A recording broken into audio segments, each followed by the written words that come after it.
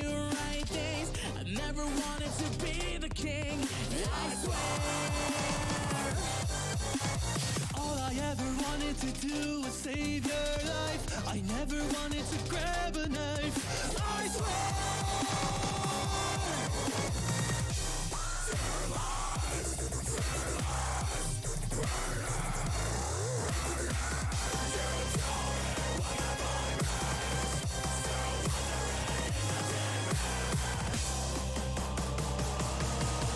If I lose it all, slip and fall, I will never look away. If I lose it all, lose it all, lose it all. If I lose it all, outside the wall, live to die another day. I don't want anything, I just need to.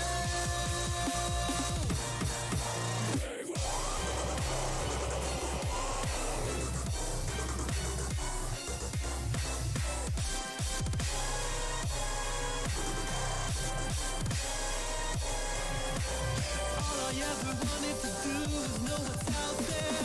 I refuse to lose without a fight. Oh yeah. Whoa. We're just too young, ignorant and innocent, like kids stay up all night dating a chance. Oh yeah. Oh yeah.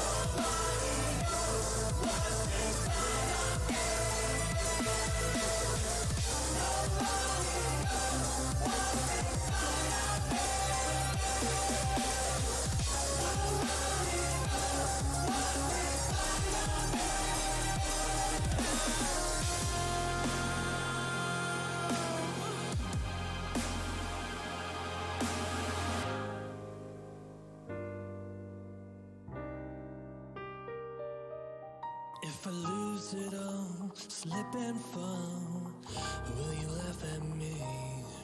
If I lose it all, lose it all. If I lose it all, slip and fall, I will never look away. If I lose it all, lose it all, lose it all.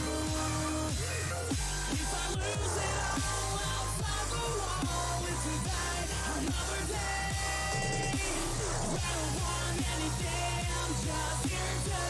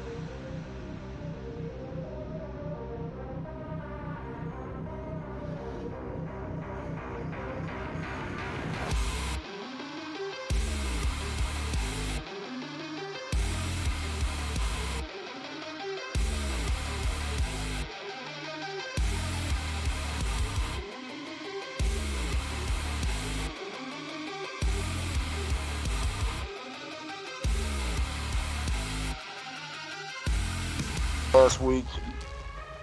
I don't remember really what happened the session before, so somebody please do a recap. Before we start real quick, just so I can hand responsibility over, because we are getting near the end of this and whatnot. Josh, you going to be our timekeeper still? That's debatable. The reason why I'm asking, because if you're going to, I'll make sure you have access to the calendar and being able to edit it.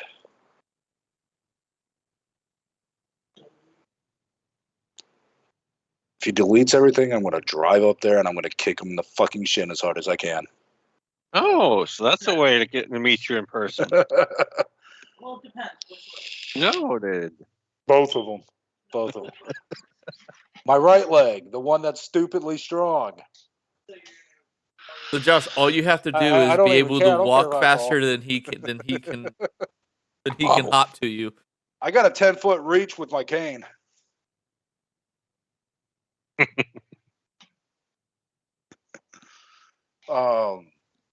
Yeah, no, I still plan on hopefully taking Sam and I up there this summer to come meet you all and whatnot. And we'll swing by Missouri to see you, Charlie, on our way up to North Dakota. That's still the plan. That means I can show you Zona Rosa. Yeah, you can show me Zone La Rosa. That's what you said, right? Yeah. So, still the plan. So yes, somebody do a recap. Let's get this going. Recap. Last section was a planning session. The end. Oh yeah, it was, wasn't it? I don't Yep. remember what was planned. You're going to be in some deep shit. I don't, because I remember I was starting to feel like shit, and I left I went to go lay down on the couch. Making plans on who was going to fight who. When they Gotcha. Who's gonna fight who? Other things of how to do more damage. Yeah. We were waiting on planning since we had all gotten the artifacts of the horsemen, and now we finally have. And I'm not finding my fucking notes on your goddamn throne. I know that you got to take a turn on turn 20, turn 10, and turn 0. Yep. You did not get, you only get your 3 actions for those, so like haste and whatnot doesn't benefit Drake when he's using the power of the throne. Immune to mental effects. I remember that. Yeah, immune to mental effects. God.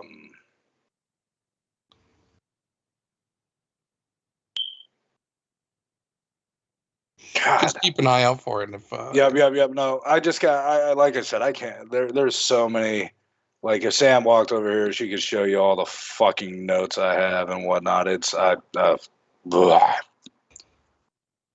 am organizing shit so much better because this irritated me. All right, so I guess I'm going to be in for a surprise this session. If I remember correctly, everybody was at Draconia though. correct. Basically. All right. Waiting for shit to hatch. And then planning. What was hatching? Whatchamacallit was in a cocoon. The progenitor. Oh, him. Okay, I was just making sure there wasn't something else that I fucking didn't remember. Well, technically, the Thunder Chicken should be, the Phoenixes. Those should have hatched by now. Yes, they have hatched.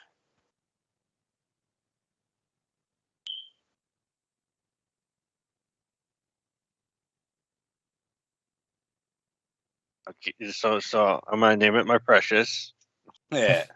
Yes, the Thunderbird Phoenixes or Thunderbirds Phoenixes, all that shit that they have hatched. Your Leviathans have hatched. Well, that was a while ago. Let's see. I'm just making sure there was no. Y'all have done nothing to bring back the Korgrath, have you? Korgrath. Remind me what that is. That is the unhatched lizard folk egg. Sam has The last of its kind. They believe did so. everything. I thought They that did kind of every- got handed over to Drake or something. It might have been. Because You- they you did. made it. Y'all know that the lizard folk did everything they could to protect that egg. You know that the Korgrath were their kind of ultimate weapon. They're Titans. They're not as big as Titan, but you get what I mean. They were there. Oh yeah, there was a deal made. Yeah. So Drake has him.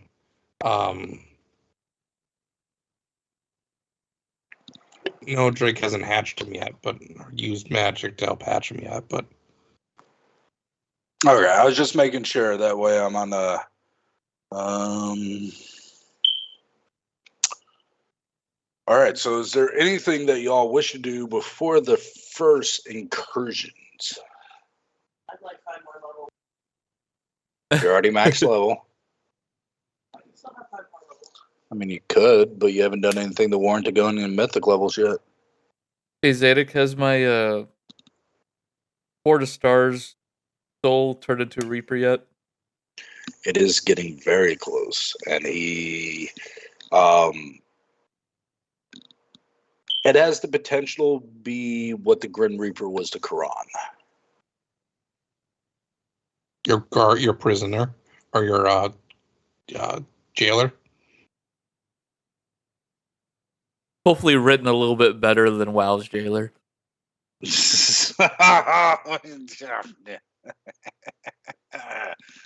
Not going on that tangent. Zing. I'm a clip that. Get hate for it later.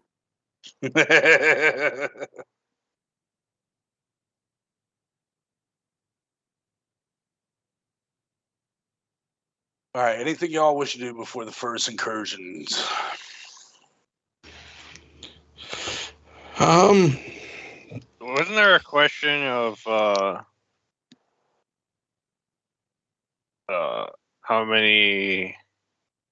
quick we could replace the cores in Chucky's ship or Krell's ship?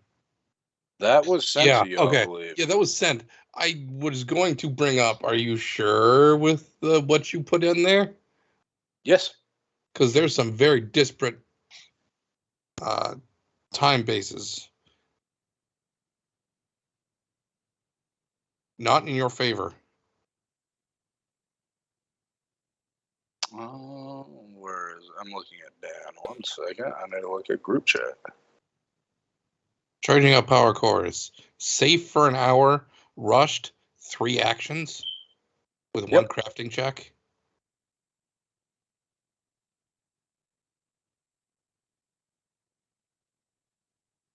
That's accurate. Yes.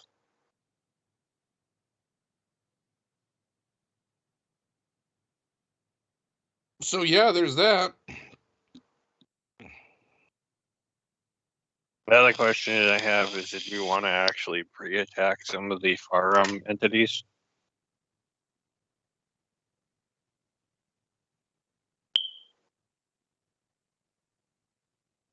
If we did, we'd want to hit some of the smaller ones. The bigger you get, the more chance he's going to have a spatial lock ability of some sort. Hell, I'm not altogether confident in terms of the bigger ones that, or that not even in terms, just any of them wouldn't have a spatial lock ability.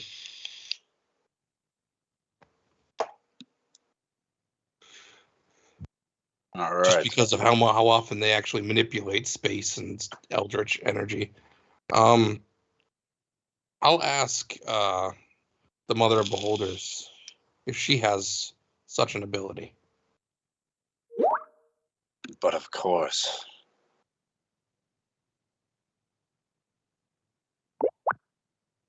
That is child's play, as you would say.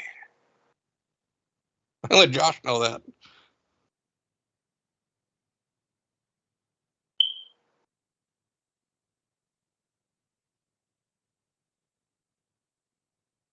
Once our kind And she uses that very broadly because there's many different kinds of aberrations. Once our kind gets strong enough, distorting space and time in your reality is as if your mammals take a breath.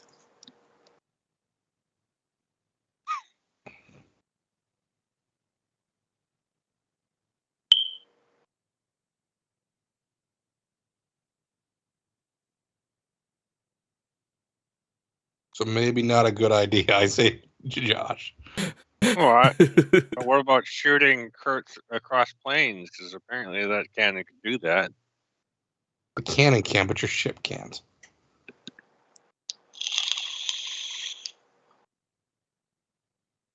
Isn't the cannon on? Don't we have a version of that cannon on the ship right now? Yeah, You have there's a no way in cannon hell. that can fire. You have a cannon that's made in the image of the one cannon, but the one cannon is the culmination of an entire two races effort and research. I don't know if your ship's able to replicate it quite to that degree. No, you got a cannon that can fire the capabilities of the blast, not the shooting through dimensions. Hmm. I was just trying to weaken the firearm forces so it'd be easier to take them. Is Nair's can Nair's portals go through planes? She has to have a point of like where she's going, but yes. Now that she's no longer trapped on the island. Or since we're still in each other's heads. If I have the recollection, I can. Yes. Okay.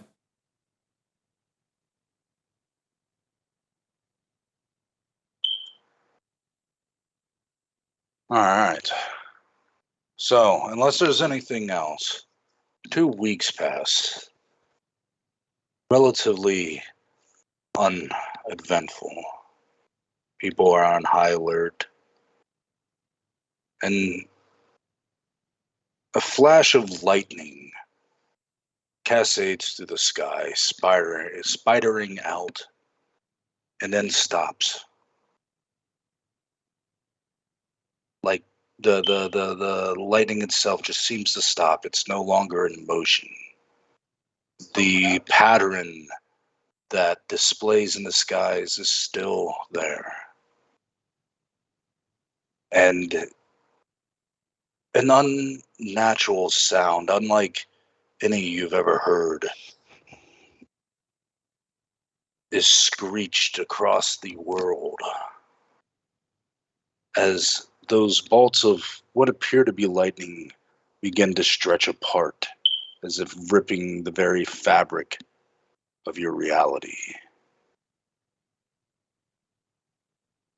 And on each of the branches of this type of lightning, or what looks to be lightning, you just see scores of alien vessels breach into your reality.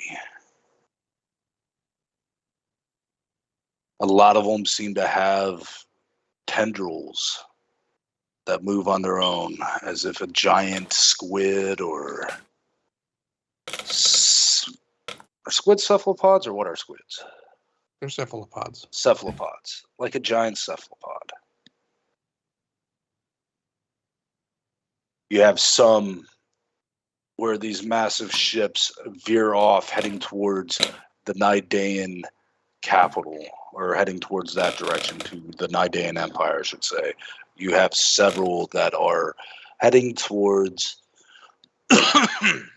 Draconia, and you have ones that are heading towards various corners of the world.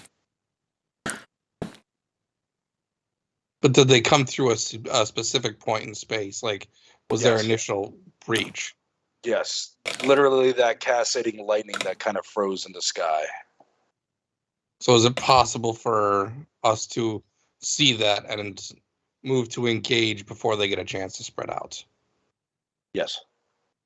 Well, portions of it. Draconia has 1,000 dragon lord or dragon riders, I believe, right? Correct. Okay, so you would be able to get to hold on, 10 of the 18 groupings if you split apart.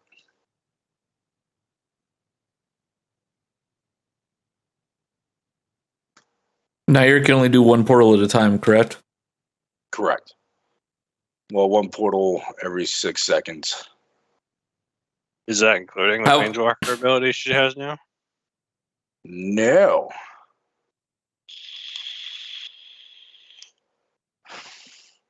I never Forgot actually that. I tested forgot how that many you portals actually- that you could have open. You can have a number of portals open equal to your spellcasting ability modifier or class key ability, depending on whichever one's higher. Let me go to fucking Nair here real quick. 7. So she can have 7 portals open.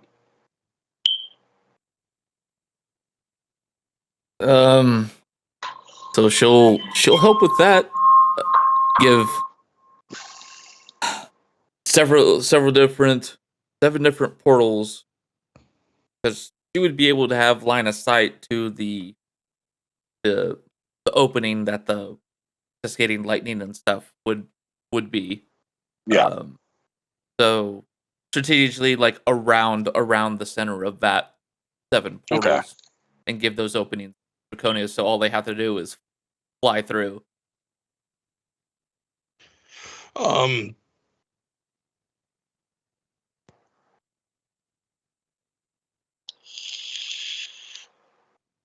I already did the pre-rolls. I just need to know where, like, how you break it up. I got the rolls and a modifier to the rolls depending on how many people of that 1,000 that you put in each group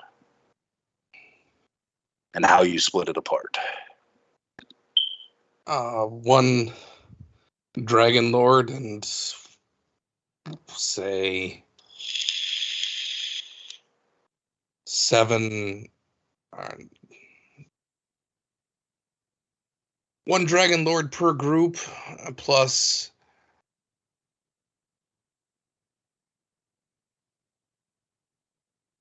doing math in my head.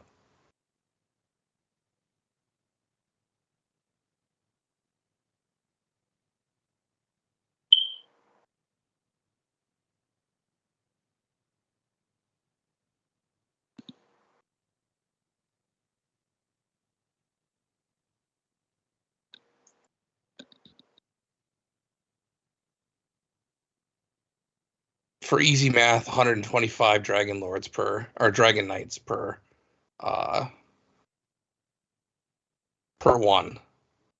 Okay. So how many groups does that give you? 7. 7? Okay. And then Maximilian and his flight will take off and take care of another one. Okay. And I say we take a cephalopod as a group.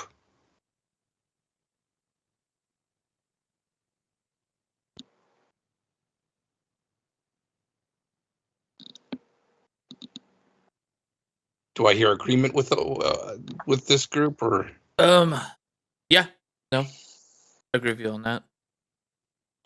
So then we'll take the party will take another group.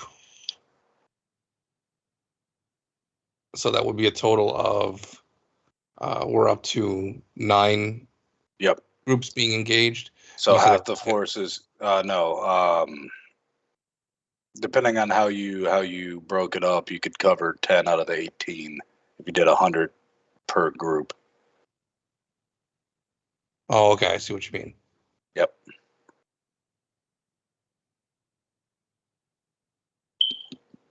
Let's just do 100 per group, and then Maximilian's going to take the biggest group because he has unique dragons and a lot of them. Our group's going to take probably the next biggest grouping.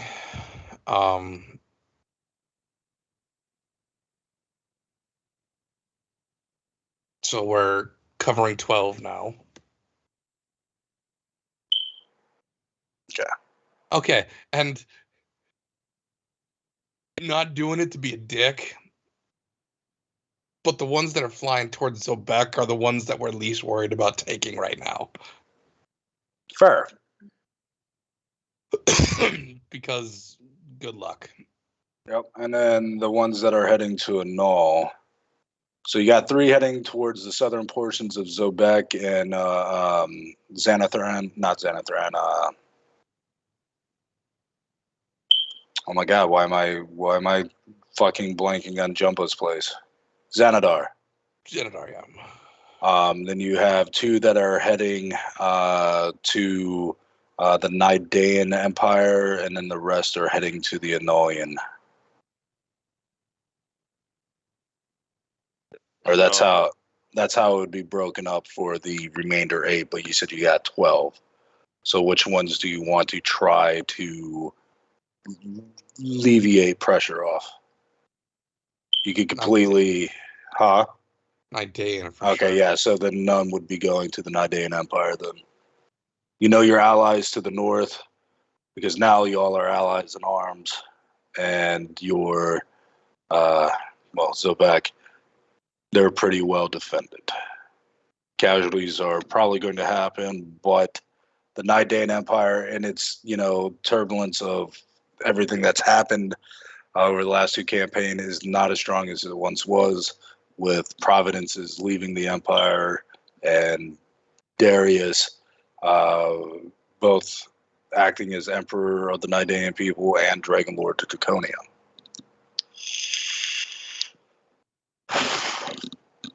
So as a person from Zobek, are we just banking on the one guy taking on everything over there? Because there's only 3 of them heading towards Zobek / Xanadar, correct? yeah.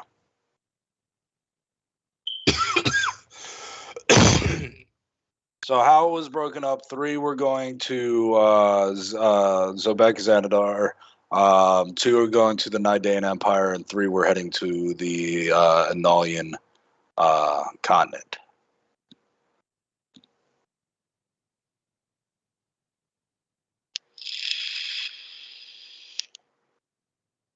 So we're covering the 3. We're covering 3, and then we're covering, say, 6 of the Annulian, and then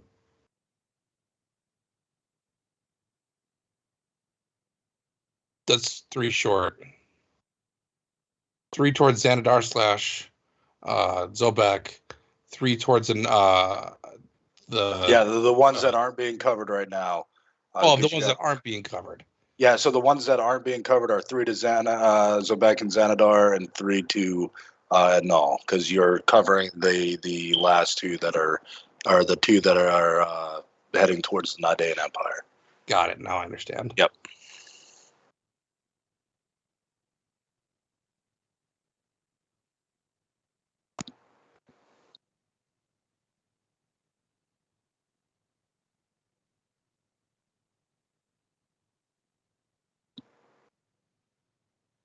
So game plan, you all good with that, or? If somebody says something, Who's all in on this conversation? What if there. Zedek, if I summoned my Reaper Mass, would we be able to cover any more groups? Yes. How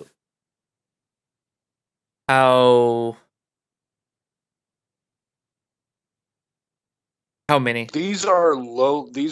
How many Reapers are you willing to deploy? How many more have I gained? A lot. I didn't think about that one. A lot. So I had 600. Is it safe to say that number tripled?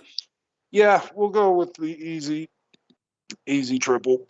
Easy triple? So that's Yeah. like 8. Let's say I didn't think about 1800. that one. I didn't think about 1800. that one. Um,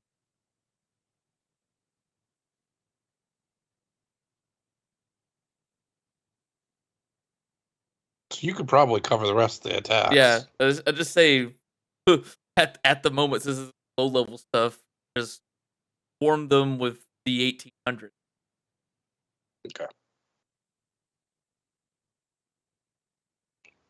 Okay. So, and are you all still taking on one ship, one of the biggest ones you said that you as a group? I think we should. Yeah. Good with that, Sam, Josh? Yeah, I'm good. Sorry, my contact's You okay? Okay. All right, so you all teleport onto this strange ship. Immediately, we're going to handle your incursion through it with skill challenges, because I don't want to sit here and play out every potential fight, and then if y'all get to the boss fight, we will handle that. Though because of the scale of this and whatnot, it will be theater of the mind. I can go to a whiteboard to use reference points if you all want to, but this part right here is definitely theater of the mind just because the sheer scale of it. And roll 20, not liking doing huge maps. So as you teleport onto this strange alien ship, you are immediately surrounded by hostile forces. Y'all, the majority of you, Carell, would you have ever seen a mind flare?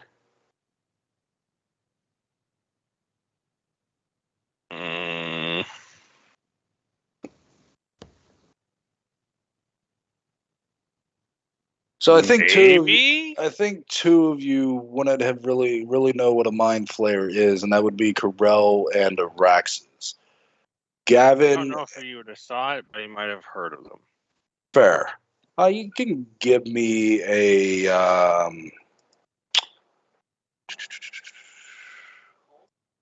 yeah, you can give me a roll. I got to look at the skills for fucking Pathfinder because I've been looking at everything in 5th edition lately, and when you start crossing in game lines, you start I would freaking. imagine that would be an occult.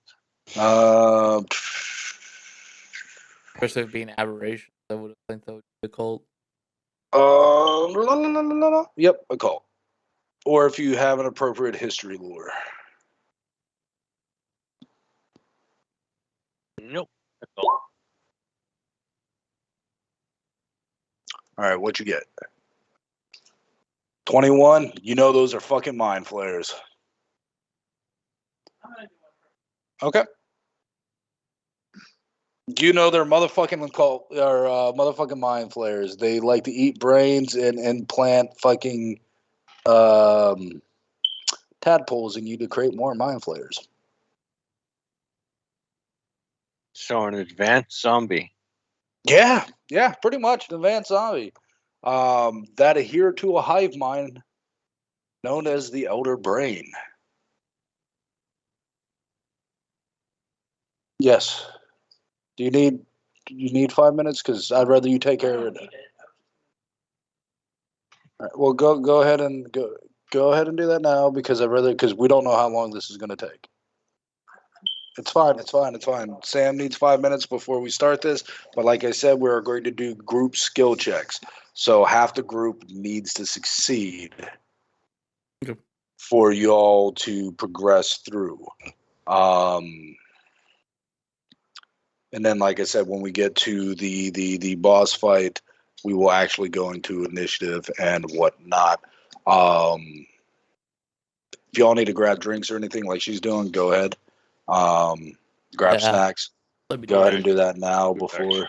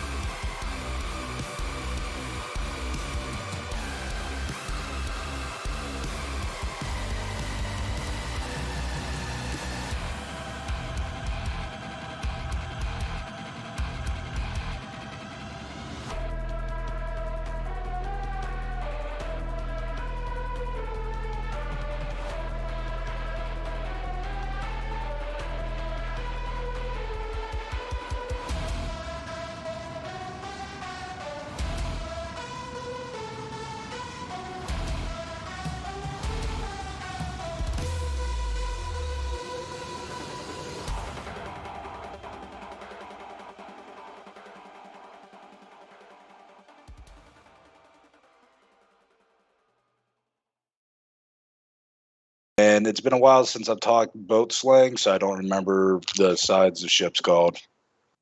When we Port and start, starboard.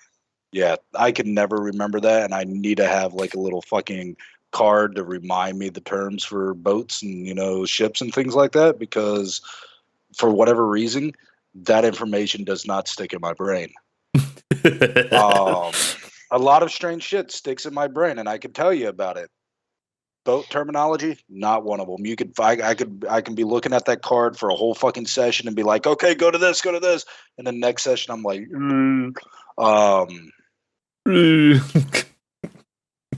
So, how do you all want to do this? Again, this is a skill challenge. You need to succeed on 8 skill challenges total to get to the boss. Now, this isn't everybody needs to roll the same skill. This is what skill do you bring to the table to dispatch your adversaries to, get from point A to B. This is very theater of the mind, and we will go cinematic in descriptions as y'all make your decisions on what to do. But right now, you were teleported basically in the center of the deck on top of this alien, or on this alien ship. You are surrounded by adversaries that are, getting prepared to engage an enemy when they arrive, to depart the ship, to attack, so forth, so on. You have gunners on the cannons. You got, or these strange cannons. They're basically, you see them with their hands in front of it, using psychic energy to manipulate them.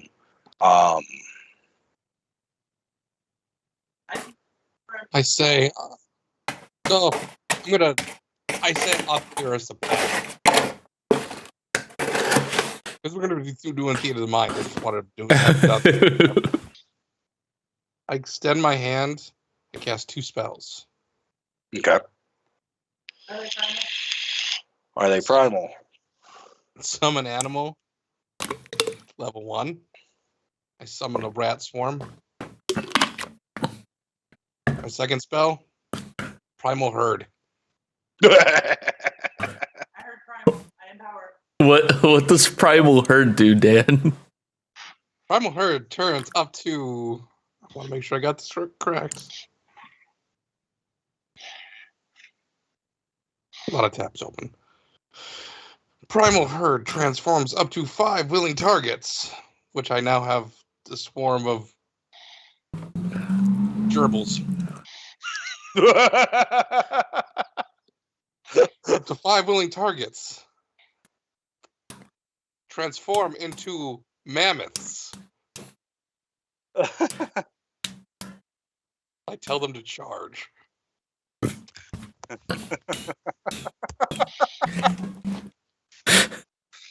All right.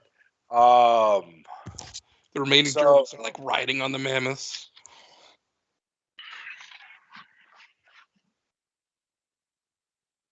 So, are those primal spells? I need to know for Sam. Yes, they are. Okay, so you're going to get a +5 status bonus. +4 status bonus to your nature roll for this check. Okay, we know what you're doing. You empowered it, so you gave him a status bonus to his roll. What are you bringing to the table?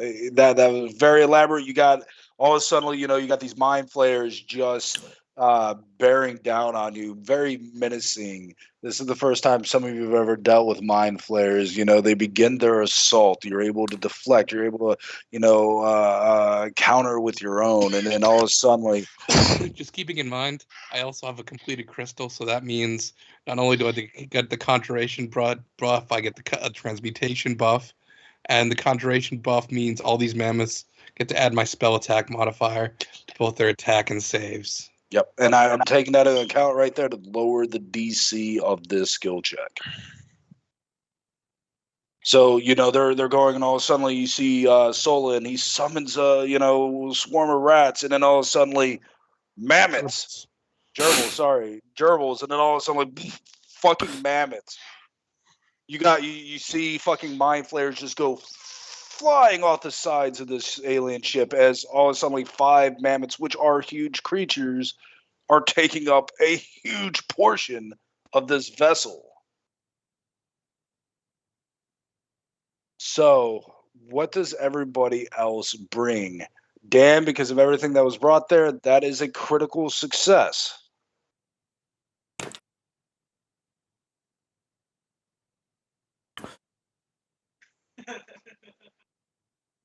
Dan and I may not be able to see eye to eye on pets, but cat give us All right, so we'll go across the table. Josh, what do you bring to the table? There is confusion going on there because 5 mammoths, they're fucking stomping on mind flares. You see some of them getting fucking, blasted with their fucking I forget the name of the ability, but Minecraft abilities. Others are just getting flung off the ship, stomped on. At this point, you do see one mammoth fall from the sheer number of adversaries. I am looking at the spells I got right now. It doesn't even have to be spells. You can describe something epically heroic, and we'll go from there.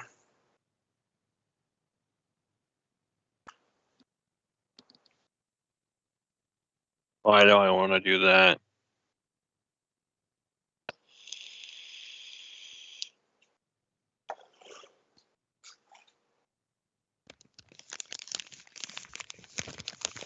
And then things you do, depending on what you do, might have cascading effects into the next rolls.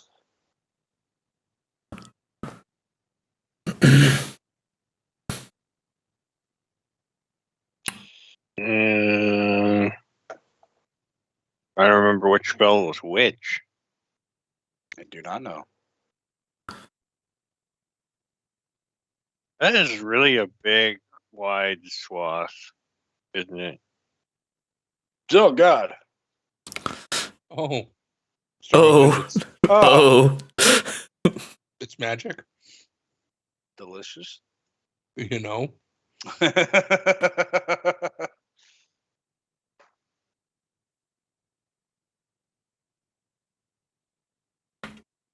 So which one are you doing?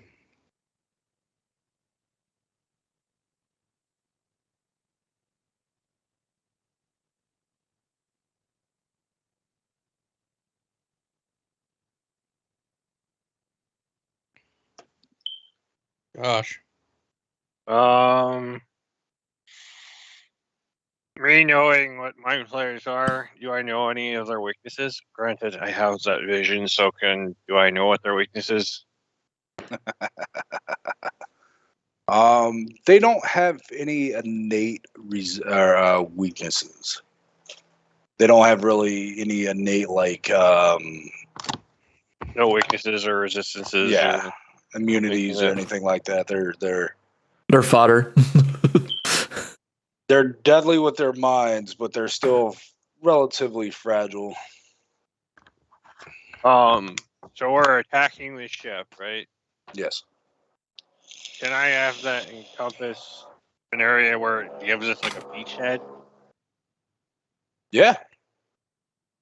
You got to So also there's an understand open this is area where we're not being okay. attacked, but everything This else is a 1,000-foot burst. How big is this ship? It's about from ass to fucking front. It's about 150 feet long. The tendrils make it about 300 feet, but those are an extension of it. But the actual ship itself is about 150 feet long. You can encompass this entire ship. Is it what's below it? Odd or evens. Because Corel would take that in consideration before casting it. Odds or evens.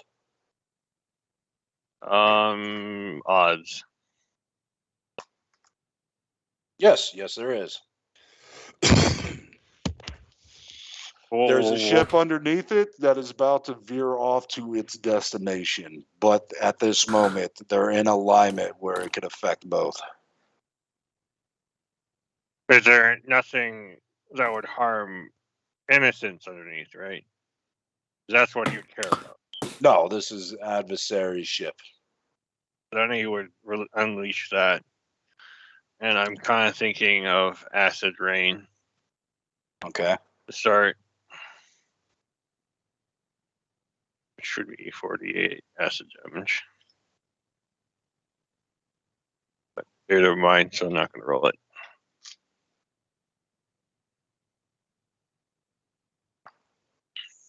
All right. So So basically, this he is pulls from. out World Carver and casts the spell. All right. So this would Right. fall under your key ability.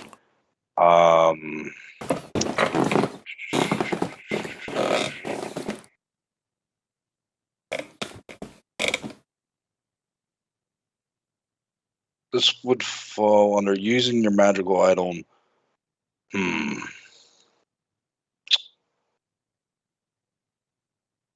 I'll let you choose what religion skill you want to, or what spellcasting skill you want to use right here. How are you trying to invoke it? Which spell casting? Well, I have religion at 10, cult at 10. Oddly, religion seems low. Isn't it mythical? That was mythic. Anyway. Arcane's a 4. Nature's a 7, so either a cult or religion. I'm gonna go with religion. Okay, make your roll. Good thing I actually have advantage on my shit. That's still relatively low. Does anybody want to help him How out? can I help? Well, he went religion, so can't help with your primal. At this point, it would be anybody want to spend something to allow him to re-roll if he calls for it, if he wants to try to re-roll. I have stuff. Here, before he re-rolls, I gotta remember which. You better fucking succeed.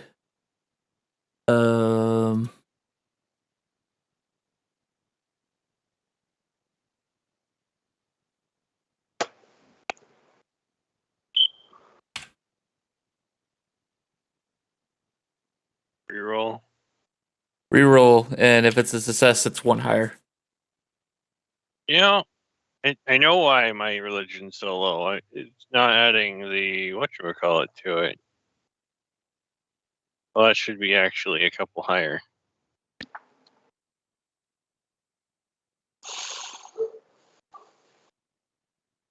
Oh, So, but and it's not adding my intelligence correctly. yeah, Okay. no, they did something Roll weird 20. when they did the update. Yeah, I'm missing a lot of my notes explanation on my religion. See, I told you, like that happened with Sam's fucking character sheet. It got rid of like a lot of the shit she put in there. It was all my dragon stuff. Yeah, like it's weird. My crafting is still there, but my religion added stuff is not there. Yeah. With the intelligence, that should be. Top of the compendium stuff, because if it wasn't in the compendium, it seemed like it removed. No, yeah, your dragon stuff wasn't in the compendium.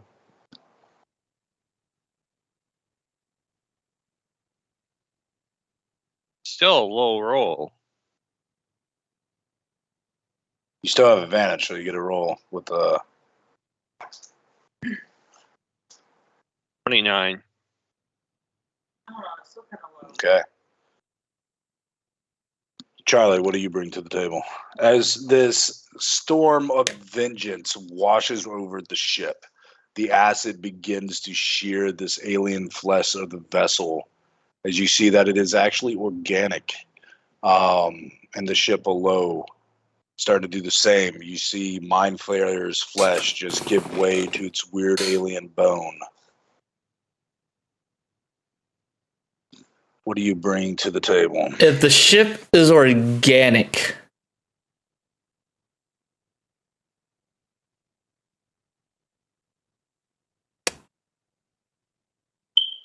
How does death affect it?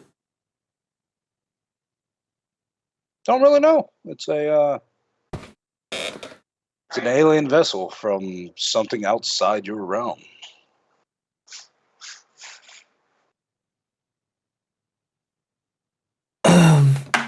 Did he successfully clear a almost like a bulkhead in front of us, or no? Yes.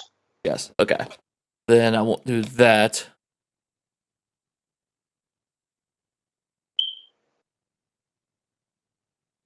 How far away are these ships? Because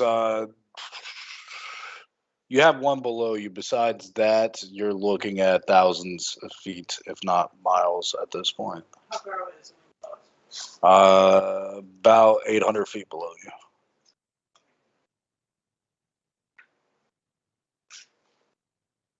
So that's out of my bow range. Yes. Well, being that's alien, I'm gonna see exactly what this does.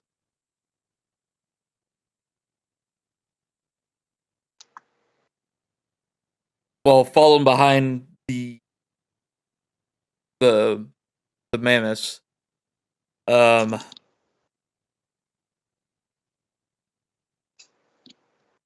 gonna go ahead and try actually just attacking the ship, but I'm gonna do my 3-action attack with my scythe. That's a critical hit. When if it actually. Okay, so right here, I need you. You're just going to do a simple attack roll. There's not going to be any damage or anything, but you're going to give me a simple attack roll. Question. Since we're already kind of like in active combat, can I not start scouting? No, you can. Again, this is kind of like a cinematic. It's just too big to map out on this. As we go to Tailspire and more options become available on Tailspires, I can make maps like this instead of doing Theater of the Mind. But Roll20 really starts fucking glitching out when you make maps bigger than 50, spaces by 50 spaces. So we're not really doing this. No. All right. Does that stand? No, I'm gonna pin my token on that one. That was kind of You roll a 3. That's not. So it'd be the 38. Okay. And if it hits, it's critical. Okay.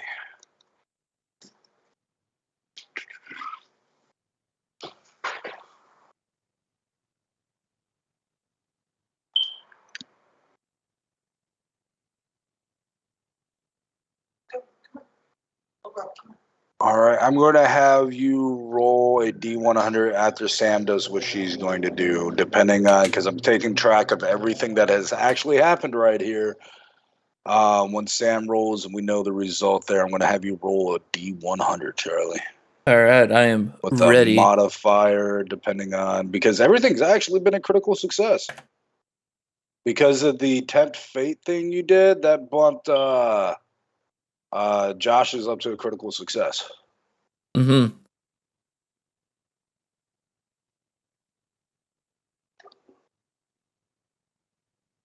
Sam's taking the dog out. That wasn't really anything I can do to help right now anyway. I need you to give me a skill roll. Me? Yes, that's what everybody's doing. It's a group skill check.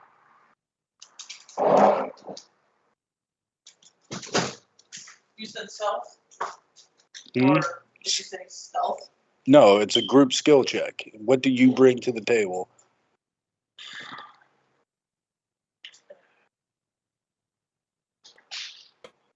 A group skill check for what? This is a cinematic battle. How are you helping your group progress? It is literally creative player creativity here. And depending on what you say, tells me what skill or combination thereof that you are going to roll, and that if you succeed or critical succeed has various different degrees. Well, I've got my ability to empower or disrupt primal spells.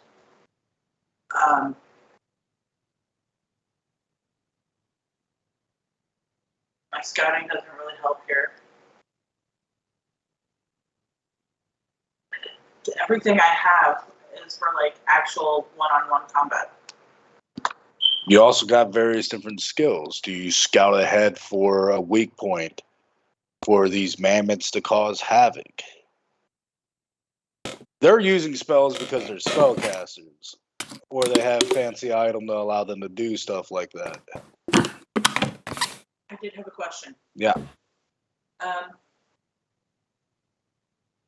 have cut from the air. You can knock aside ranked attacks you gain towards circumstances triggering attack if the attack misses you knock or you knock or cut it out of the air. Is that specifically targeting me, or could I be like, we're on this thing, and if it comes to attack what we're all standing on, I can then deflect it? Yeah. Can I have So how that would be described is you're using defensive tactics to defend your allies against the onslaught of the opposing forces. Can I have that as a standing action, as like a reaction? Well, no, that's so you're saying that, I'm using my training in this, right? And you're giving defense. You're cutting away attacks and whatnot and shooting down enemies with forgot the exact wording. But for this, I would have you roll perception because you're keeping your eyes open for enemy assaults and squashing them.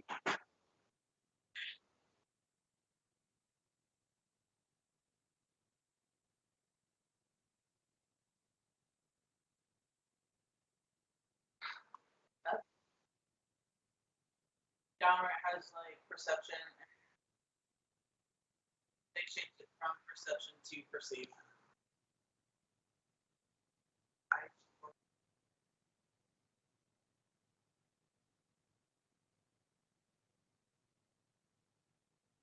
Okay, does that stand? Or is there anything anybody can help you?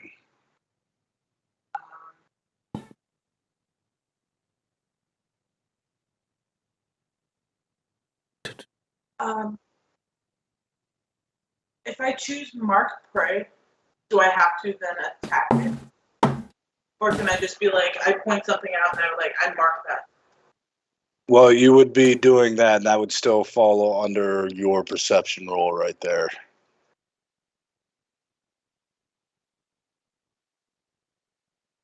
If something's organic, is it technically a creature? In a way, yes.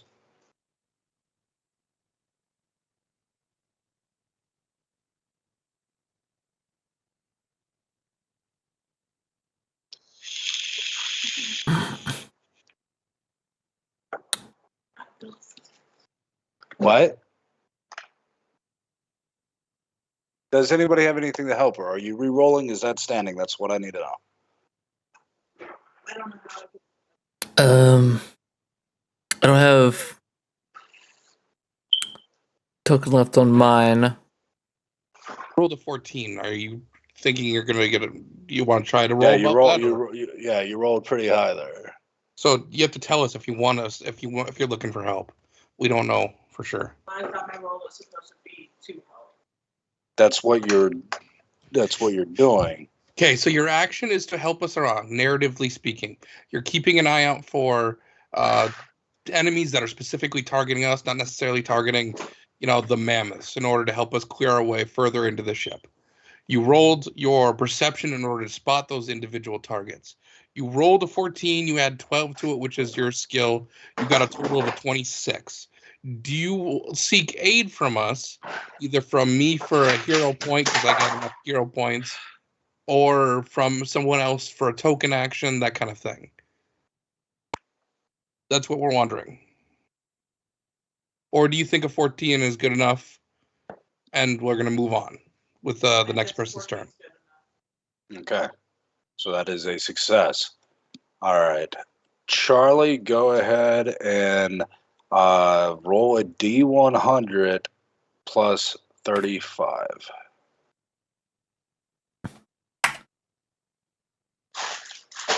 Do, do, do, do, do, do, do, do.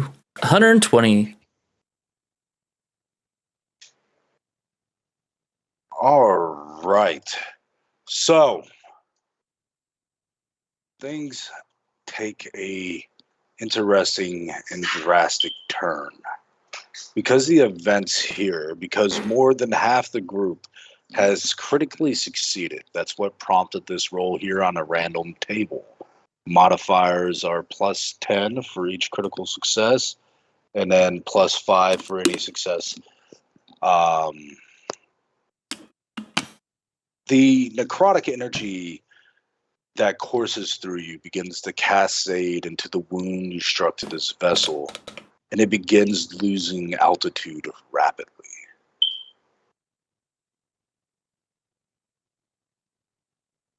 You see some of the mind flayers being just tossed aside, some panicking, some crushed under the mammoths that are beginning to you no longer have footing and are most likely going to die horrific deaths from this. What do you all do? This ship is crashing at a rapid rate. Just because it's quick.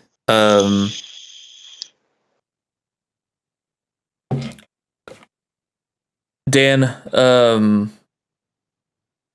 do you think Nair teleporting us back to Draconia real quick? Or you want her to teleport us back to what we took to fly?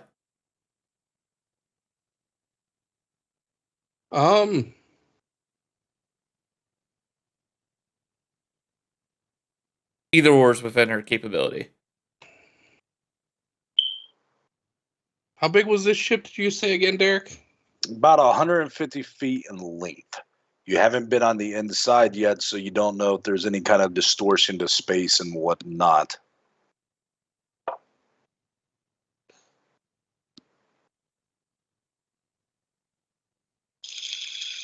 Okay, so I'd say Nair, if just to teleport us, have her teleport us to the teleportation tower. Okay. In Draconia. Yep. Give her. All right. I need her to give me a Arcana check. Okay.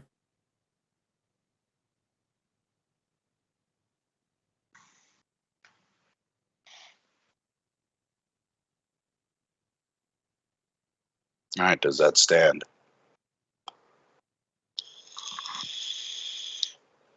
I think with her that would stand. Okay. You are able, for a moment, an alien force intrudes into her mind as if to block the teleportation and rip her and the rest of you to its destination. However, with her keen intellect and practice of magic, she is able to ward it off, and you all safely teleport to Draconia. Okay. So, for my action, Derek? Yep. I open up a portal beneath, using the teleportation tower, underneath the crashing ship. Okay. Portal is right above an active volcano.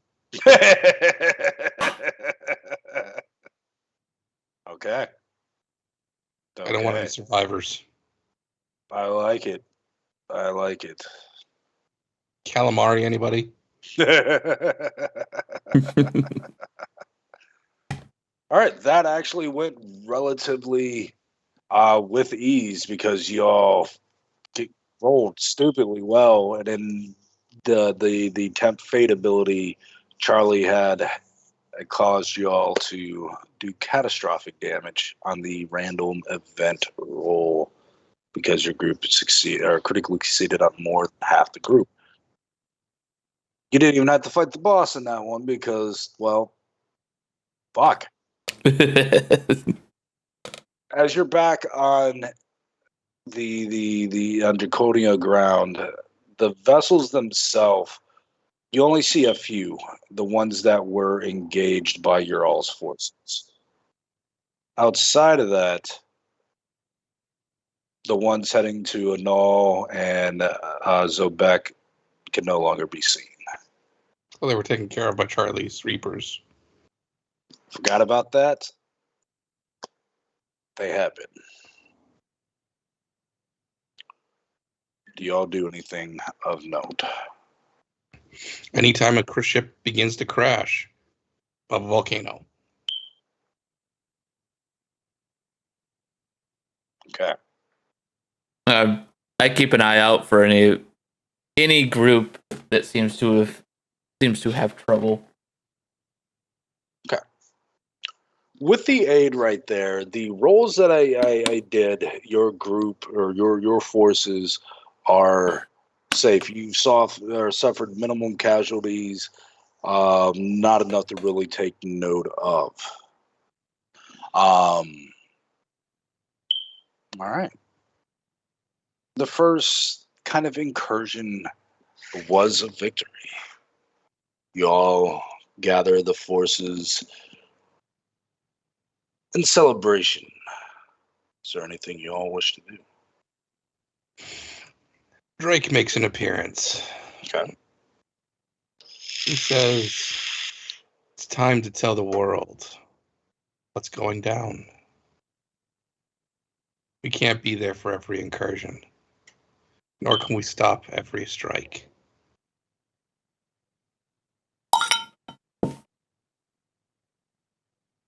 So, sitting in his hovering throne, because he's not leaving that shit behind anywhere. Right.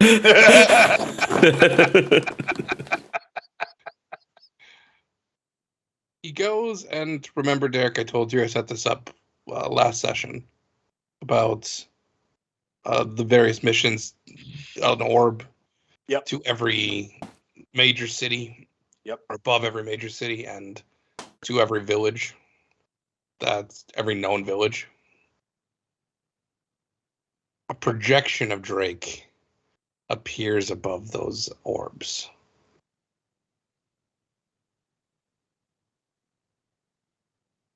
Okay. I'm trying to remember the world's name. Riven. Tension residents of Riven. This is the Dragon Lord, Drake Oathbinder. I'm here to tell you something your gods and your rulers will be made aware of in more intimate detail. There's currently a battle going on for the very existence of this realm. And it's up to each and every one of you to begin to pull your weight. So far, the heroes of this age have been doing all the heavy lifting. An existence on a god known as the Creator seeks to snuff out all life on this plane. He seeks to reset everything to zero. All of you, no matter what you value, will come to naught. In his mad dash for this outcome, he has risen both the anger of the gods and the heroes of this age. And we have stood against him and stopped him at every turn, foiling plot after plot. Behind Drake, you see images of battles and various illusions just rolling through of the highlights of things that have happened. Drake continues. This god, this entity, is on the verge of losing. And before you rejoice, he's decided for Fallout to throw one final temper tantrum.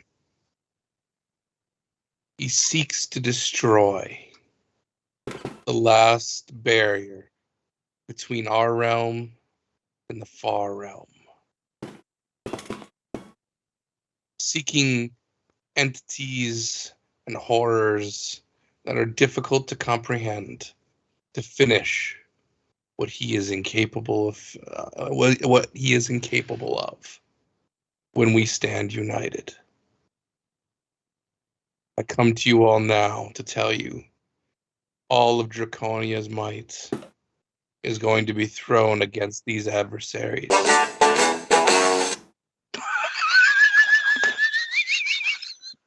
I don't know what the fuck that was, but it ruined an epic moment. It really did. Fuck whoever that was.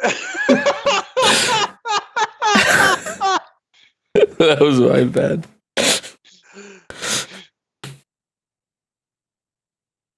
Draconia seeks the aid of the I feel like remaining Xander did that. residents. Just to- Right? No, Xandric's in Xandric's the a back. bard. Are you kidding? Xandric probably would hunt down whoever did that. He destroyed a narrative. Oh, true. Although he did kind of like punking Drake a little bit. Yeah, but there's a difference between punking Drake and destroying a narrative. Destroying a story. True, he was all about the story. I guess you're right. So Drake continues and he says, I seek all nations and all peoples to be prepared to resist the incursion of these aberrations. I don't want to go into it, Derek, but the various common aberrations are flashing behind him and in the illusion form. Okay. Brief descriptions of them flowing underneath what they are. What their basic abilities are. Basically the monster template. Just kind of a brief overview on what they are. These Okay. creatures will flood into our realm. And while their leaders will be met with the full might of the pantheons, as well as the heroes of this age, we cannot be everywhere at once. You must be able to protect yourselves from those lesser entities. Okay. Now make sure you curse this godforsaken, whiny little brat of a god with your every being, because he deserves your scorn. And that's how Drake ends it. Okay.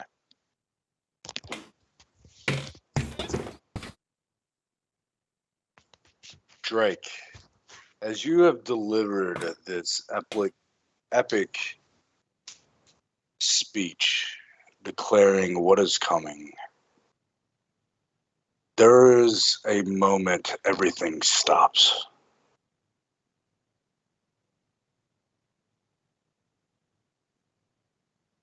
And you just hear a distorted voice that is mimicking language.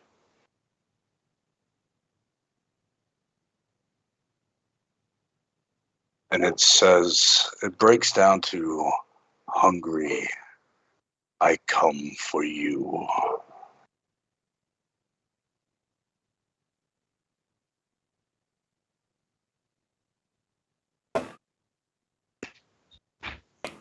And the immensity of this, it's as if Drake would be standing before Talos, Bokob, and Thrasadun. Done. You do learn at least that entity can affect you where no others can.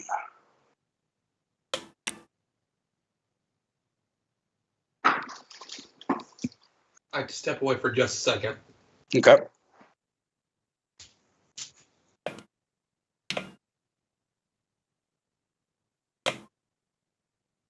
Sure.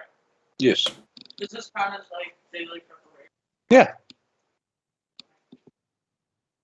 I'm making a token. Okay.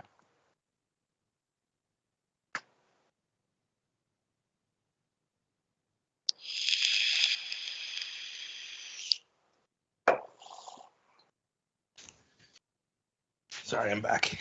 Oh, you're fine. Daily preparation. And if it's the number one entity, or the top entity, he's not fighting the three Bokob, Talos. No. I was giving you the immensity of what it felt like having its presence in your mind. It's as okay. if Drake stood before those three.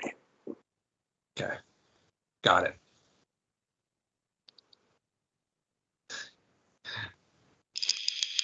I wouldn't miss the challenge.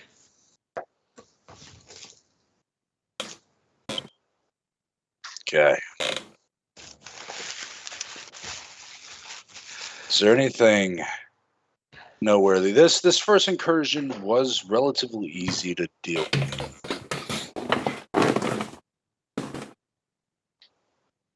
The various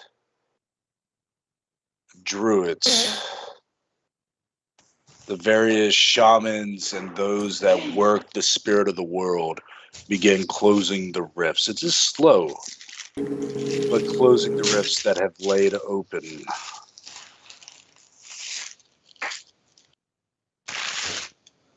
Is there anything of note you wish to do for the next set of incursions may transpire? I'm guessing we're contacted eventually by the rest of the leaders of the various leaderships. Yes, that was going to be getting to that after any kind of noteworthy thing you all wish to proclaim. Not at the moment. Are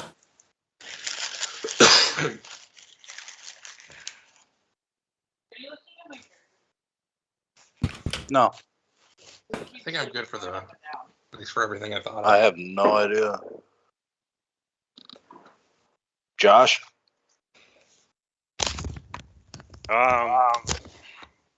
Flame? Oh, where am I getting this echo? I have no idea. Roll 20 is acting weird for Sam. Mm, I can't find some of my notes that I'm looking for. I had an idea, but Josh is missing shit. I wanted to run it by you because I was curious what would happen if I did this. What happens if I connect my ship with Hollow Rock? Did I finish Hollow Rock really fast with that? You could, but you wouldn't have access to your ship while it does that because you're using its resources to do what you're seeking to do. What if I decided to just have it all combined into one? What do you mean? Make Atlantis, basically, from Stargate. Yeah, you can theoretically do that, but that's going to put your ship out of commission or commission for a while. That'd be months, right? With your ship's capability and the things that you've fed it, I would say anywhere between a month and a half to 2 months. So I wouldn't be here for the fight. Your ship won it.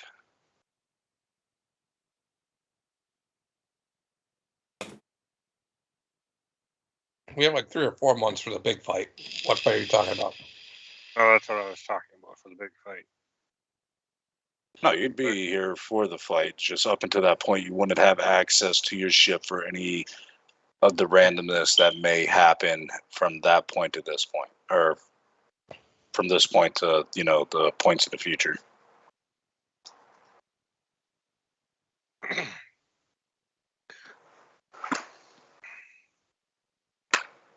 My question is, if I did that, Could I actually implement more cores into it? I'm imagining I would For have to. firing? Yeah. For the level of not the same level of blast. You can introduce more weaponry and whatnot, but your ship can only handle so much strain under that level of energy being dispersed. Mm.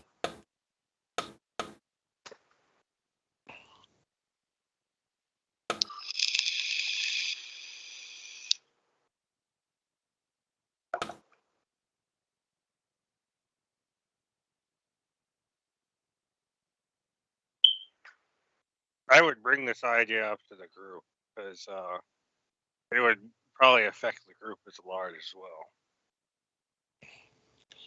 well. Have at her.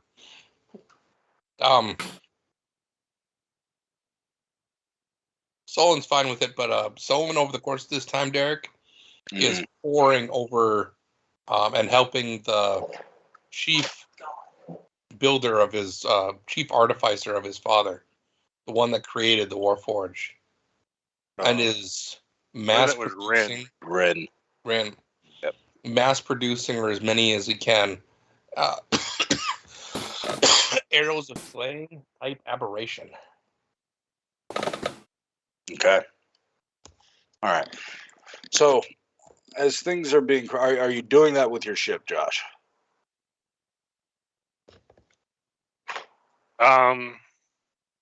It would somewhat depend on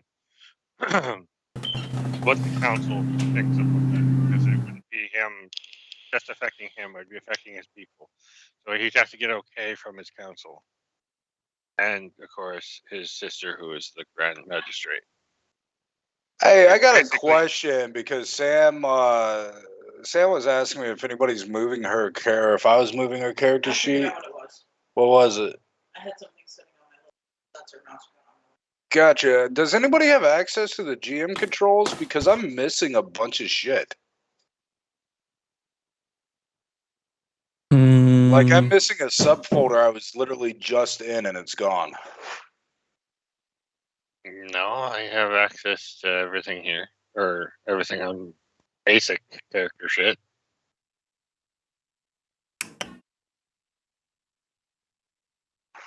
No.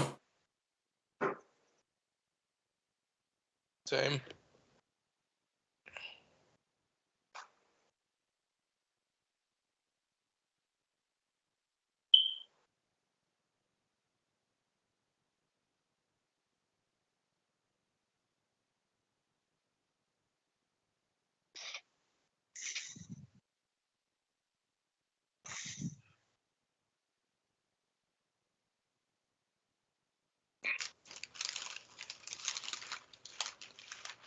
Hold on, I'm literally missing the folder I was just in that had the information I was about to fucking give you all. No, I did what Dan said. I got everything backed up on my fucking various different things. But I have to go get those.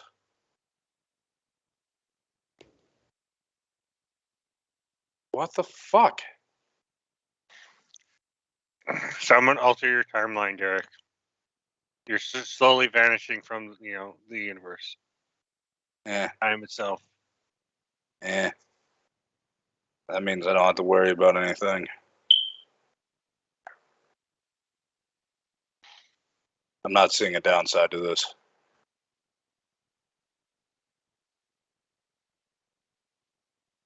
And if I'm being erased from time, that means none of y'all will remember knowing me, so I don't have to worry about hurting you all with my absence. So I'm still not seeing a downside to this. Spite.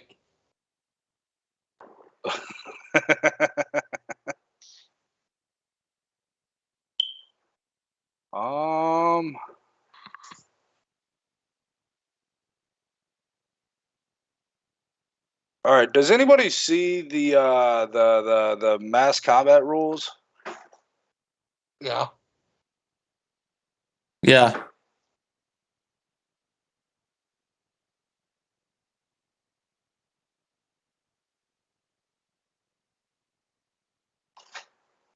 Because I don't see them. And I had Draconia forces in that subfolder for mass combat and the roles I did.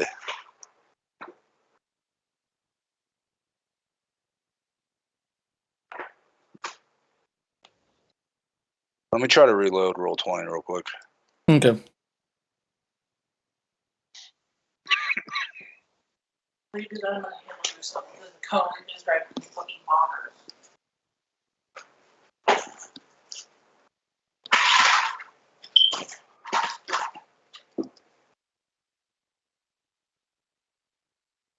No, you want to go fast.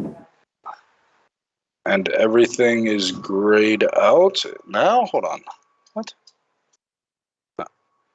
Oh, okay. Things are starting to populate.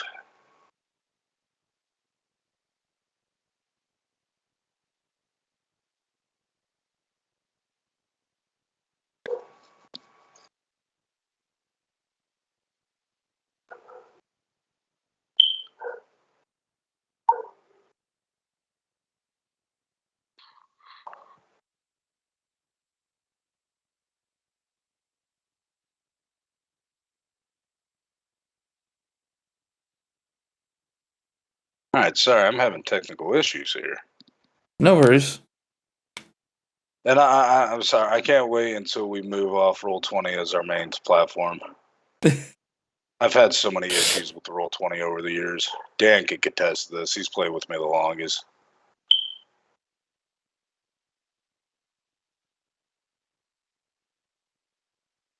It's true. They had to cast all kind of issues. Yes, I do.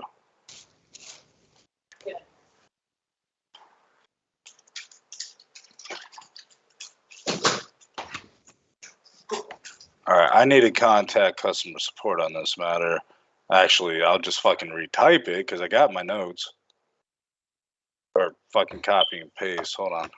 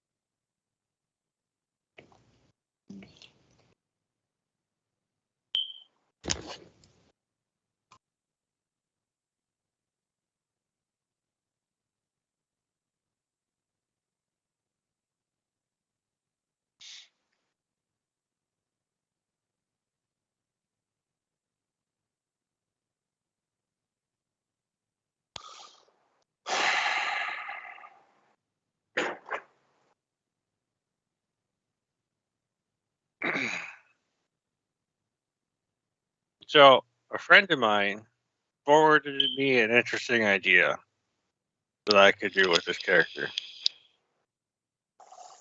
Drugs. That would to go against the progenitor. What is your all thought of Corel going back in time using one of the or almost all of them, the water elemental stones, lodestones, just putting them in space above Abaddon, so that it just slowly forms a gigantic ice asteroid.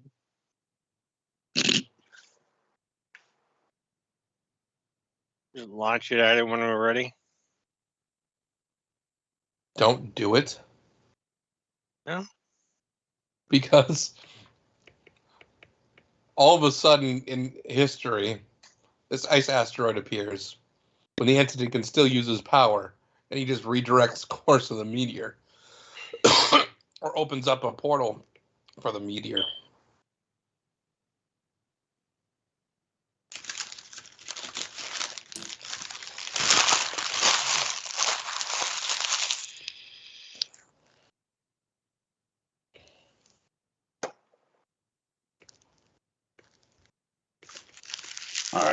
What if you did it not above Abaddon, but in space way away is where it's harder to detect?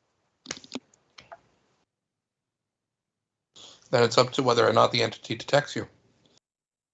And it's up whether or not you think the risk is worthwhile. I just thought it was an interesting idea. Oh, it is. I'm just saying that you have to remember that the entity is insanely powerful, and you're launching a direct attack against him with malice of thought.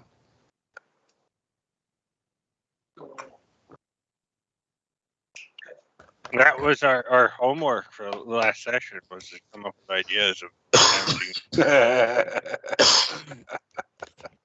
And I'm not saying you did a bad job. I'm just saying I don't think it will work.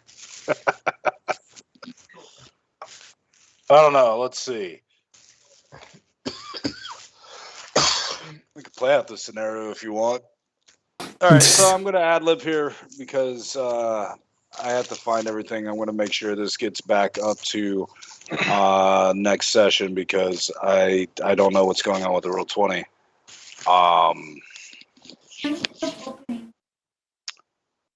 I understand and I appreciate the updates they did. But I definitely really appreciate the dark mode. That's easier on my eyes. Agreed. Oh my God, that's so much easier on my eyes. So we're gonna ad lib. So the various leaders of the nations either make great haste to Draconia or send representatives. There are talks of providing aid to Draconia and its heroes, as you all are spearfronting it, and others seeking aid for smaller nations and city-states not having the military force to protect itself when more incursions transpire.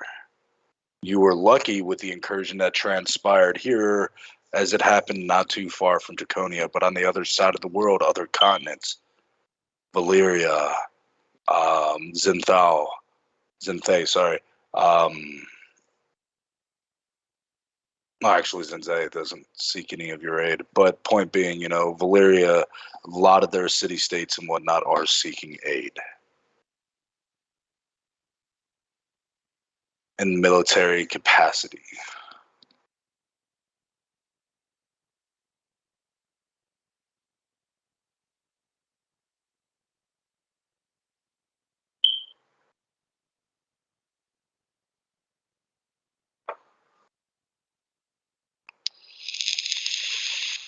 What do y'all do? And this is going more towards the Dragon Lord characters of the group.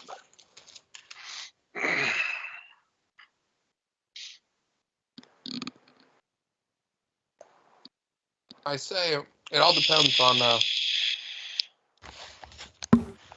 what kind of response force we're looking at here. We can send out our ground forces with relative ease to reinforce these locations, but in which case then they're resisting a ground incursion.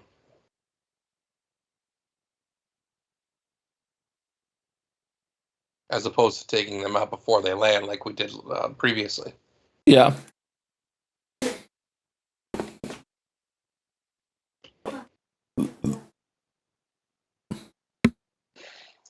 The smaller city-states and whatnot are willing to take whatever help you can give. Darius would inform that the Nidaean Empire does have a fair bit of airships and soldiers that can be sent to these places that the council agrees that be better utilized to protect these more undefended people. Nidaean Empire is not too far for Draconia, so while the Nidaean Empire would hurt in its airships by giving up, it's also closest to Draconia with its air force. Right. But y'all could utilize the airships here as well, so that's something he proposes that he can do from the Nidaean Empire. So I ask the god that has the most invested in Valeria, what do the vampires intend to do?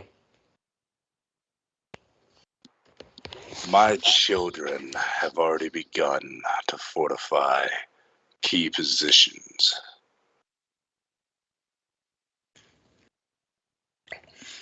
Is your sister sending aid your way? The Avalonians, they are still stationed there. My sister is beginning works of a spell that she hopes to help, but are needed to perform such a task. By the way, this is Luna speaking. Drake is still off performing Okay. combat in Abaddon. Okay.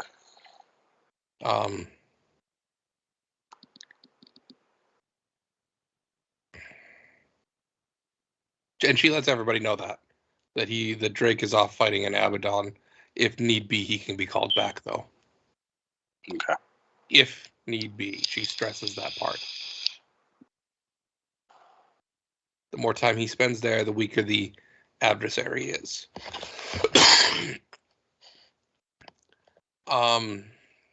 While my forces are considerable in strength over, and he looks at you, Gavin, my children have been hunted.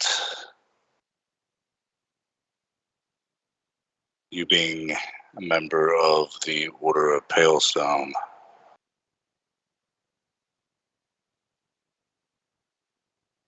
So while they're imposing, our numbers are more finite than others.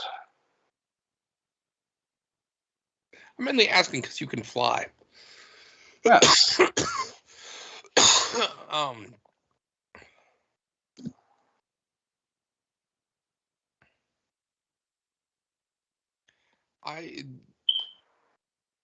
Luna looks at the assembled lords and says, the most important question we have to ask is, to where are we going to funnel this combat?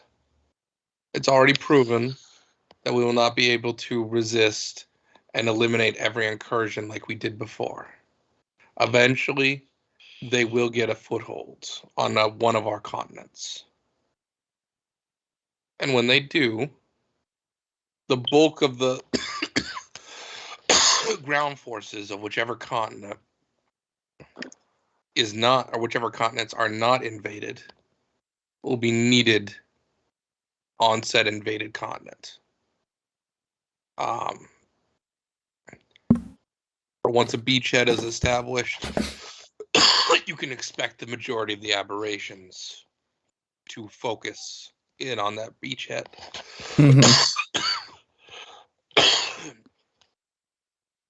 So the question becomes, do we spread ourselves out thin and try to eliminate one or two additional waves, buying time to raise up militia and train said militia, maybe expand existing forces, she says, looking at the Bloodlord in other ways,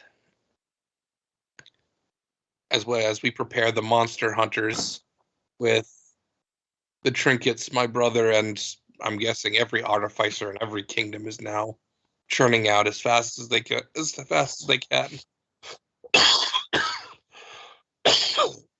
By the way, that recipe is given out freely to every Okay. because the more of those that are out there, the better.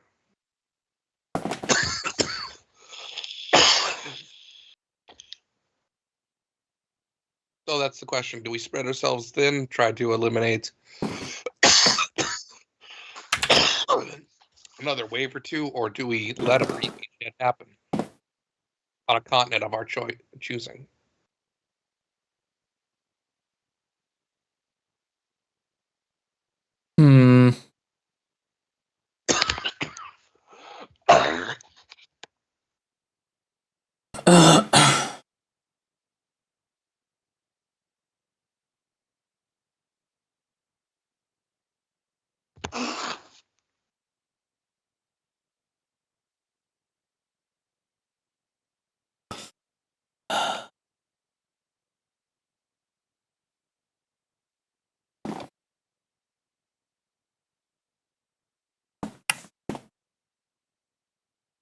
What say you?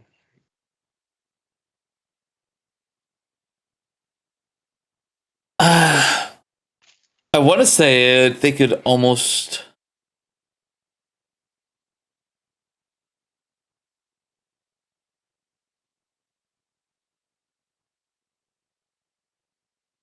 The good guy in me wants to spread ourselves thin, but I know that's probably not. There's no good or bad decisions here. It's all bad. It's just a matter of which do you all feel is the most strategically viable.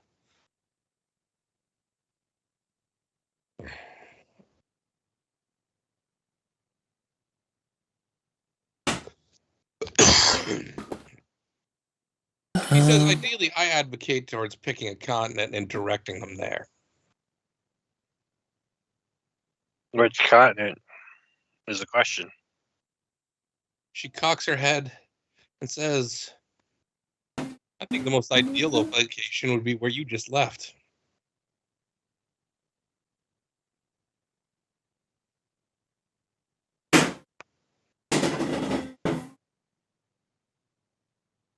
Where we just left. Islands. The islands. Because they already haven't been thrown up. But barring that, the next choice would be Valeria. As she says that, I just imagine there's some condemnation coming her way. Yes. She just simply looks at him and says, then get stronger.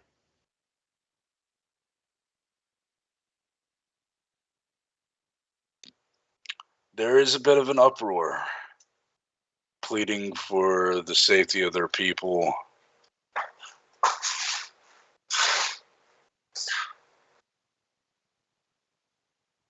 I don't like ad-libbing this right now. I don't. There's so much shit that I don't like it. I mirror my statement from earlier. I can't wait until we move from Roll20.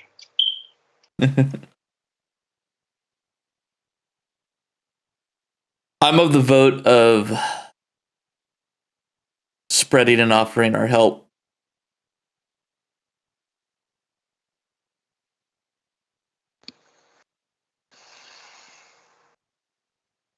Can you get the Order of Palestone to back off?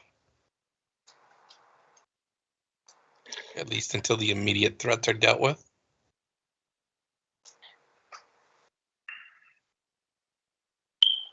I'm confident I can have that happen.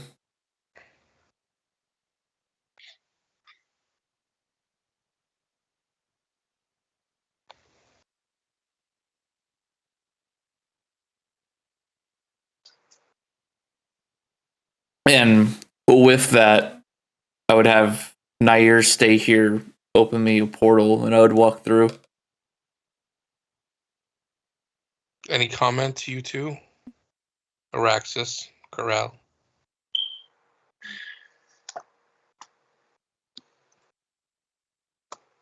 Solo's just standing back at this point because his sister's the tactical genius of the two.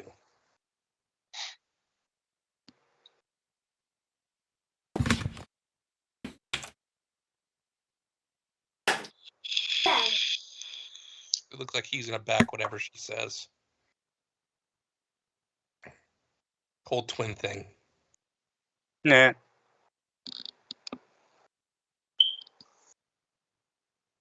So spread forces or fortify key spots?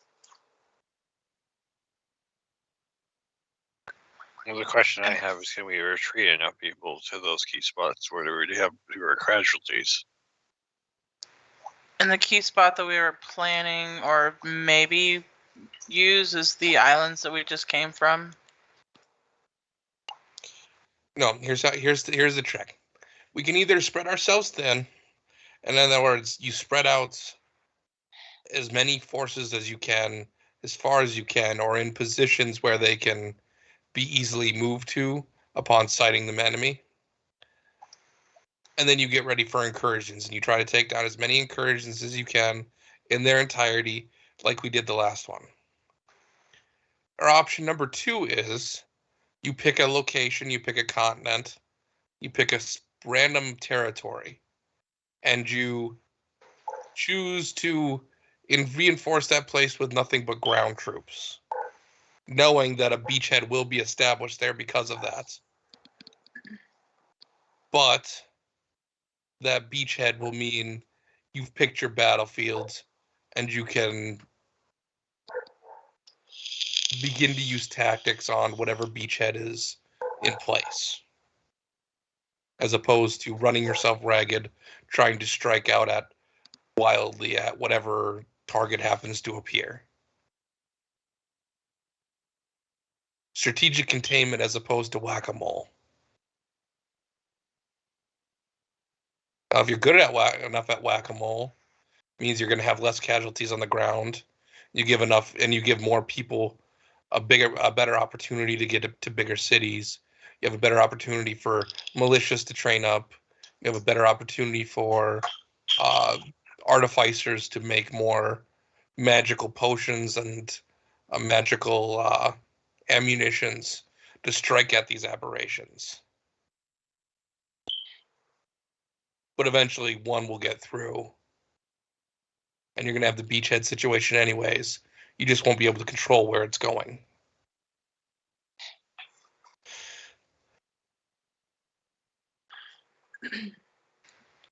Well, putting it like that, I would vote more containment than whack-a-mole.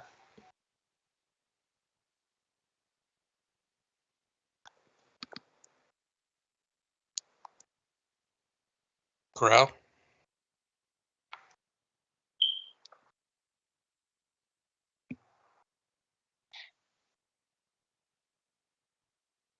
Could we do somewhat of a both scenario where we start off just trying to get more and more people out of the way, so they're not. That way we can have more forces in the long run.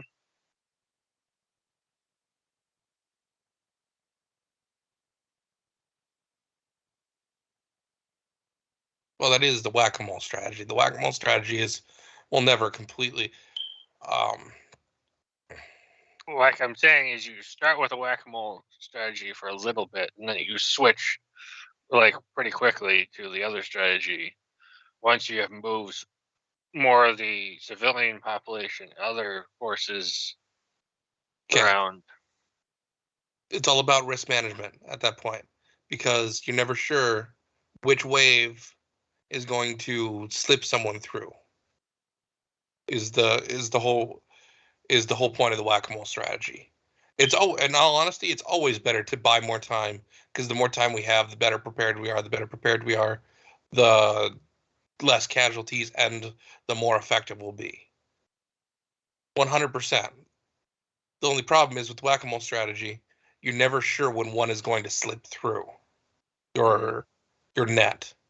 With the containment strategy, between the Nidaean airships, the Draconian dragon flights, we can lock down continents. So any ships appear above those continents, they will be shot down. They will be taken care of immediately. And then the continent we choose as our battleground, for lack of a more delicate term, would have ground forces. So they would be attempting to aid in the evacuation of towns and, the beefing up of defenses, obviously. But it's just a matter of it's guaranteeing that one becomes a battleground. It's all about risk tolerance at that point, because with the whack-a-mole strategy, even if you intend to eventually switch from the whack-a-mole strategy to the containment strategy, there's no guarantee you get to the containment stage. So that's why you have to pick.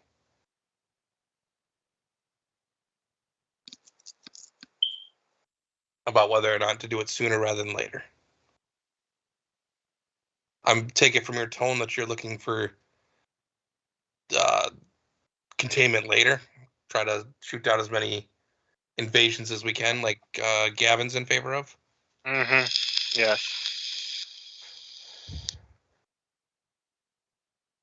She simply says very well. Well, I'll it's begin. 2 for 2 right now. It is, but indecision is the enemy of forward progress, and a split isn't in our best interest. So she's conceding her point and moving things along.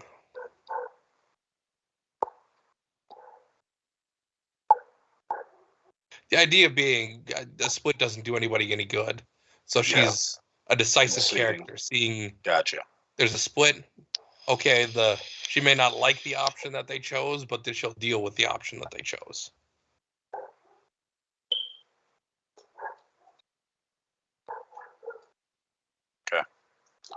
All right, I am.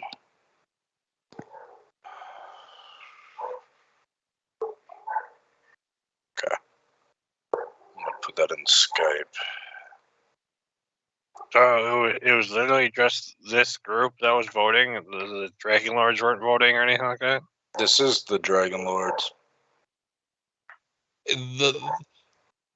Our decision as players was reflected out in the general discussion amongst all the lords. Half of them seemed to be in favor of containment now, and the other half seemed to be in favor of them in containment later. That's how it narratively breaks out.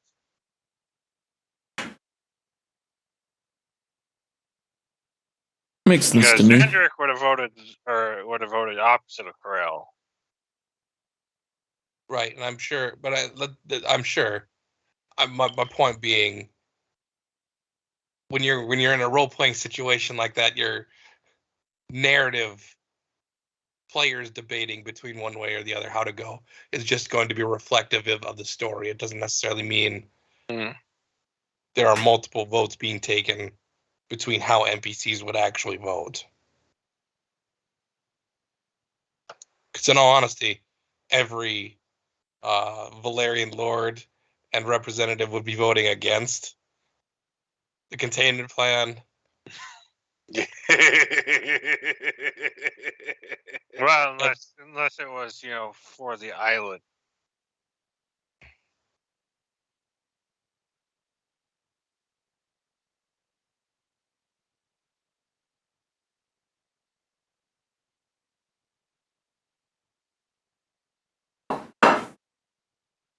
All right, so I'm making note of that because I don't have access to everything right now. We're probably going to wrap it up soon. I'm going to have this fixed because I could just re-put it in. So, just a quick question. Yeah. What would the Council of Zobek or Council of Holorock say? They would Also- defer to your sister. You know your sister better than I can, play her as. What would her decision be? I honestly think her decision would be to split the option of use the ship to help rebuild the city, but not make it into Atlantis. Because that would, again, put it more at risk. And she's also a druid, so she'd want some more nature-based into the thing. So I'm thinking... And Corral would agree to rebuild the Balrog into... I'm guessing it would become another fortress where people could retreat to Balrog. Mm-hmm. So he would use his ship to rebuild Holorock into,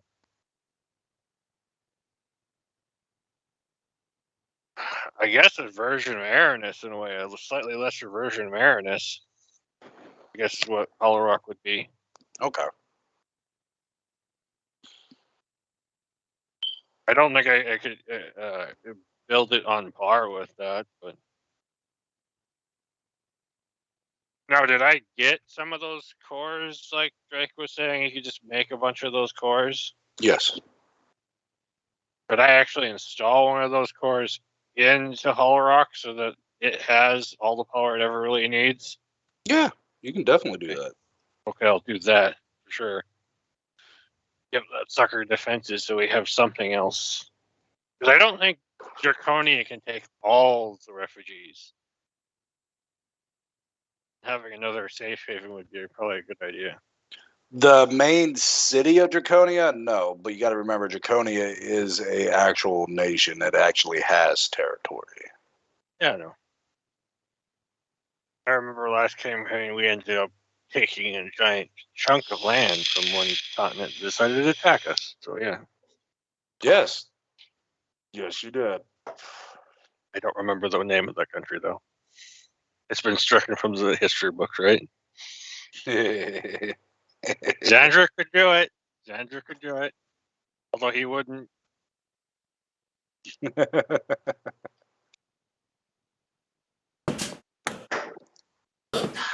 All right, I'm going to get this fixed because I want to get this campaign done. We're pretty dang close. Yeah, no, I want to get Yep. this campaign done. I want to get characters made for the next one and actually start a more professional game. And just on my side, not you all. You all are great.